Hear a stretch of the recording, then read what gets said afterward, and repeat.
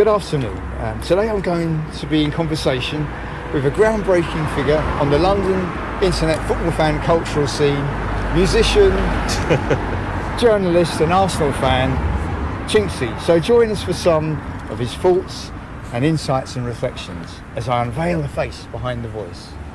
The face behind the voice. The face behind the voice, the one and only Chinksey. Good afternoon, Chinksey. Could you tell the viewers something about yourself in terms of your backgrounds, origins and environment that shaped you? Okay. Well, yeah, I am Chinksey. I'm the voice behind Hybrid, powered by chinkseyMEDIA. And I do all those ad-libs, the Yazime says and what's the other one? The bows, all of that. I do those voices if people are wondering. What is, you know, some of those terms that you use, what do they actually mean? They've got some significance, haven't they, for you? Is it cultural? Is it personal? Yeah, I mean, I love to kind of, I don't know if the word cosplay, I don't know if the phrase cosplay is it, but I love to fiddle around with different characters and things like that. So the Yazime I say, that's like patois. Yeah. So, that's like, you get me. Yeah. Yazime, you get what I'm saying. Yazime I say. So you're sort of freestyling, aren't you? Yeah, I'm faffing around. It's because you know when I do it, I actually make myself laugh as well. So I can only imagine what the audience is doing when they hear that. It probably gets on their nerves. No, I think people like the spontaneity. I think you're like a jazz musician. You're improvising, aren't you, as you go along? But that makes it more authentic and more interesting. It's not over-rehearsed. No. It's not static, and it's not cold and dry and academic. Yeah. But I've got some more questions for you. Go on. Hit me with it, man. Right, yes, yeah. What sort of motivates you? What motivates you? I'm my own biggest critic. Yeah. I want to go down in history, man. I've always wanted to. Since I was a kid. Also, like, just in school, I was kind of, I don't know if ignored is the right phrase, but I was on the periphery of things. You felt like you were an outsider, perhaps, and misunderstood. I still feel like that now. Yeah, but that's driving you forward, isn't it? It's driven me my whole life. So whenever I make some progress, I just brush it aside and say, okay, what's the next accolade? What do I need to do now? Yeah. So for instance, my YouTube channel, we got the first probably big accolade was 500 subscribers. That's quite significant, I think, isn't it? Okay, it was like, we need a K. Then we got to 2K. Now I'm thinking, we need 5K. When I get to 5K, 10K, then 100K. So it's almost like, I don't know if it's good or bad, but it's almost like I'm my own biggest critic, and I never really dwell in the moment. I'm always looking to the next kind of the next accolade. So it's like a series of gradients, isn't it? You're gradually you're gradually ascending this mountain to reach the summit, but you also appreciate it's going to be a struggle, but you show great forbearance and resilience, and also imagination. I actually did. And hard work. I know you're speaking metaphorically, but I actually physically climbed the mountain a few months ago. I remember you mentioned that to me recently. It's on the channel. It's the first video on the channel. So I was in Greece, Zimmi Island. Yeah. And I was in Crocs, unfortunately. But as we reached Zimmi Island, difficult. Well, but that's been a kind of microcosm of my life, isn't it? Where it's like, despite what impediments, despite what handicaps I've had. That's just an excuse. Imagine if you can get there despite the handicaps, then the people that don't have the handicaps will respect you when you get there with them or ahead of them. So it's like running with ankle weights. If you can keep up with the people without the ankle weights, you know you're doing something right. So can you tell me a bit more about where you grew up, and if you want to talk about it? Yeah, man. So that environment. Ironically, the term hybrid applies to where I've lived and where I grew up. So I obviously grew up near where, in fact, I was born in Hampstead, where we pretty much are now. Born in Hampstead, Royal Free Hospital. Just around the corner. Exactly. And then I was in Camden schools up until the age of about 8-9 years old. then the turning point was when I was like 9 years old, because obviously I grew up with my mum, like single parent household like most people, so I'm not different in that sense. But then my dad moved me over to East London. He was living in Custom House, which is over the bridge from Canning Town. Yeah, it must have been an upheaval for you. It was. And a shock for you, emotionally. If I'm going to be deadly honest, which is the point of this interview, I hated him for uprooting me from my beloved Camden Town and my beloved schools. I was in year 5. He moved me out year 5, year 6. Yeah. I could have just done the last year here, then moved. So I did my year 6 in Britannia Village, which is over the bridge from Custom House. Yeah. So you felt like you stood out. You stood out for all the wrong reasons, perhaps, as the new kid. Yeah. Obviously, as you know, man, when you're joining a new school, my sisters on my dad's side were actually in the same school. They're a few years younger. But yeah, man, I was gutted. I was gutted. I was really gutted, man. And you felt the gravitational pull back towards Hampstead and Camden? Yeah, good question. I would always come back to see my boys and play football with them on a weekend. Yeah. Always. So you felt very much the outsider in Canning Town. Yeah, I didn't feel like an East Londoner. Yeah. No way. Yeah. No way. And even though so obviously now I've done my year 6, I'll go into year 7, which I went to Royal Docks Community School, school that Mark Noble went to. Oh yeah, the West Ham boy is now very much involved in... He became a legend. Yeah. Became a legend. He's still there. I mean, some people say that he should be... Manager. He's just the manager. He's just like the director, isn't he? Sports director. He'll always be inextricably linked with West Ham, whether it's through management or whether it becomes the owner or whatever. He's West Ham. Oh, I'd love to see him take a more active role at West Ham than Sullivan and Brady. But anyway, that's another issue. West Ham, a club that I have a great deal of respect for. But so I did my schooling in Royal Docks. Actually, once again I was uprooted from Royal Docks. So I was uprooted from my dad's. I got moved to Leighton. So Leighton to Custom House. Yeah. As you would know, is a trek. That's a trek. It is a trek and a half. And there's no direct bus route. No, it's 2 buses. But you've got to change, haven't you? I think my one was, I can't remember the bus. It was a bus to Stratford, 474, whatever it was, something like that. Yeah. So a bus from Custom House to Stratford, then Stratford was either 58 or 158. Yeah. So it's a difficult journey. So a mental journey, let's say that. As well, yeah. Because you're into a completely different set of ends as well, aren't you? It's all East London, but trust me, it's... Yeah, I know. Cool. That's North East London-ish, and then that's East London. Leighton That's far. And Walthamstow is different from Canning Town and Plaistow, isn't it? Yeah. Sorry, got off on a tangent. What will emerge as the main challenges you face as an internet founder and also as a musician? Can you talk something about some of these issues you faced? I'll start from the musician, because it's another hybrid, because depending on who you speak to, some people might term me as a rapper, some people might term me as a blogger, some people might term me as a journalist, some people might now term me as a sports journalist or whatever it is, this hybrid thing Arsenal thing is. So it depends who you speak to, really. But I'll start with the musician thing, because that's where it really started. And how that came about was I've always, when I was younger, I used to read a lot, as yourself. Yeah. You strike me as you've got a wonderful curiosity and an inquisitive cast of mind, which of course you get from reading. It prompts more ideas, doesn't it? Yeah. That was all I ever did when I was young. So that really benefited me in school, especially with English. That I was probably always towards the top of the class in terms of English. I did English language and literature in college, did well in that and stuff like that. So when anything word-based, that was always my home. That was your forte. That was my forte. I suppose the freestyling comes in the poetry of rap, doesn't it? Yeah, so I actually initially started off as a spoken word poet.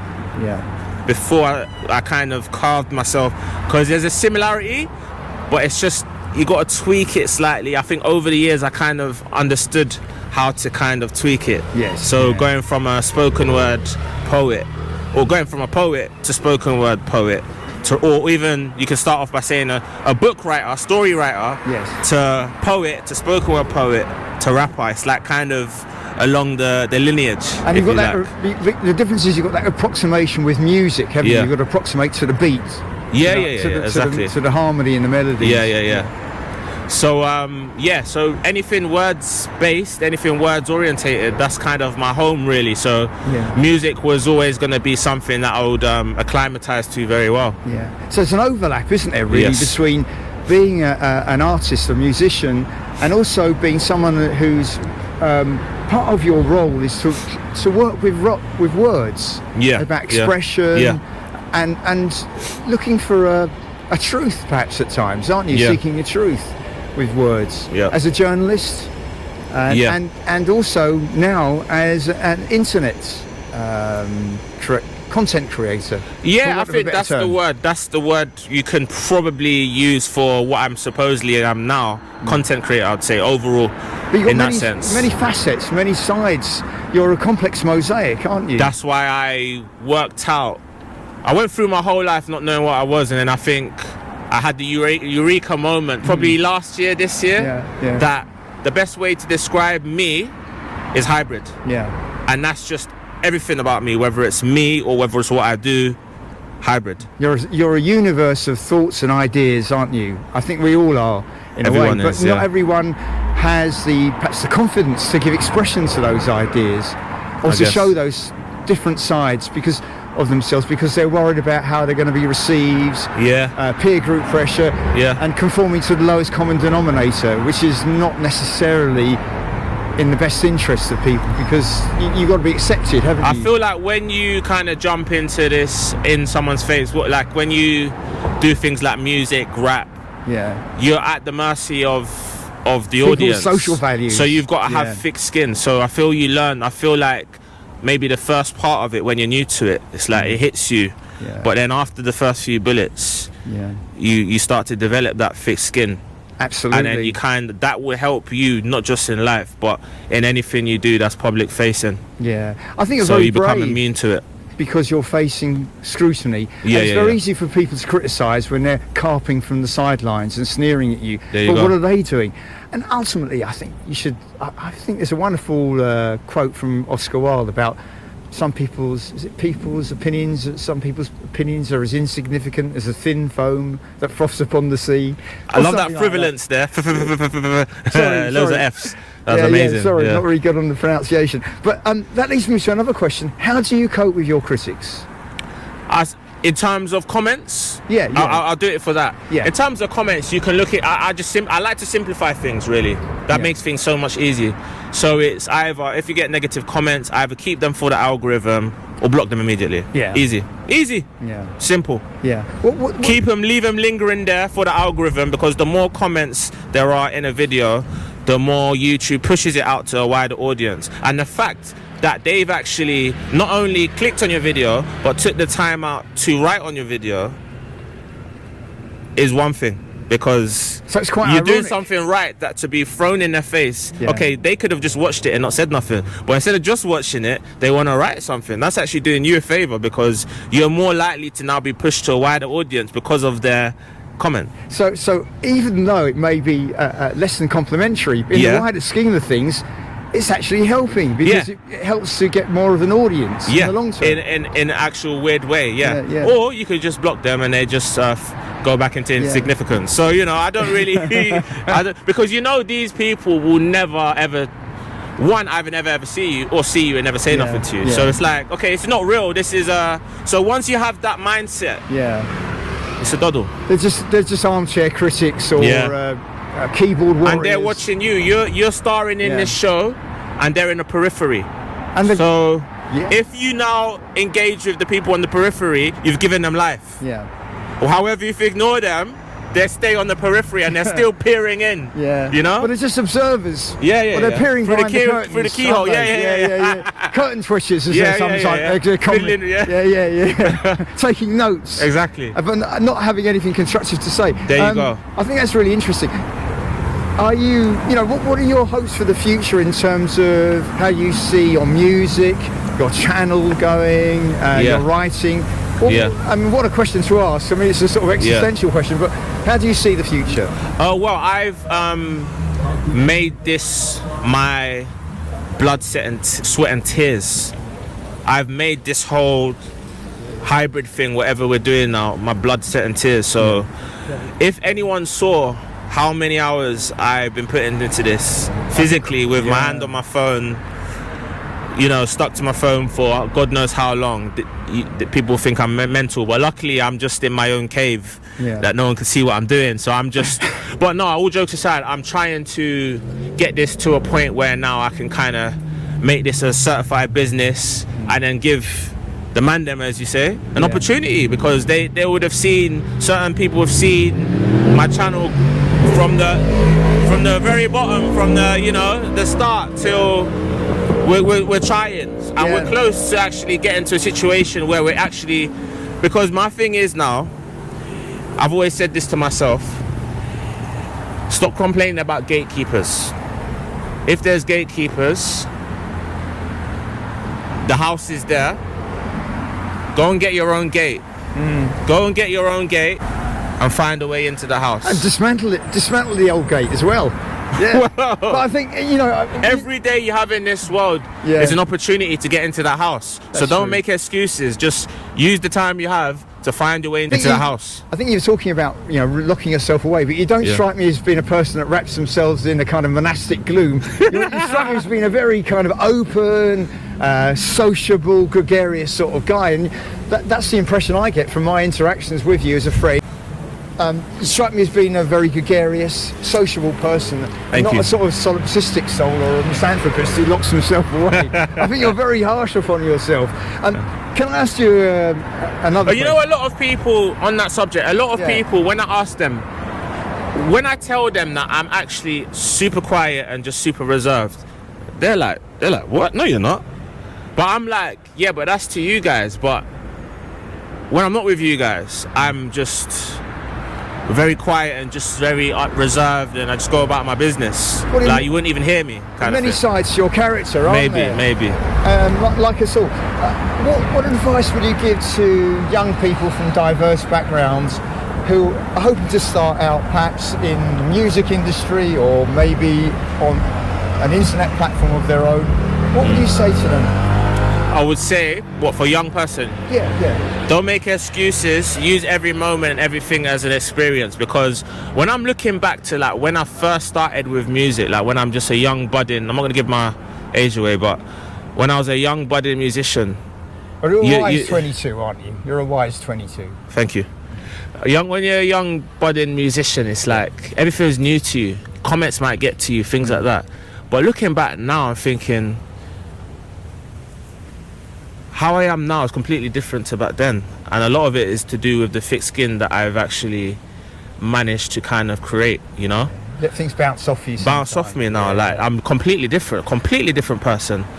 So it's almost like, be prepared to suffer, to learn, because that's going to build you into a really, really strong person going forward. And people will respect you, and they'll see that energy from you just by being in your presence.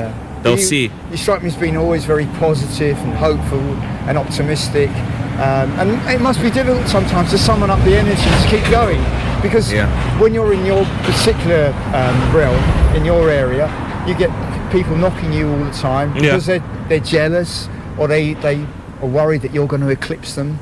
So you've got that life. Competition, but you're always going to find that, I guess, aren't you, in the media, particularly in the media industry? But that's why. But the thing is, I've always been battling against the Matrix. Like I've been having a war of all wars with the Matrix for a long time. So if I'm doing that with the Matrix, then who is a human being? Who is a commenter? Who is the media?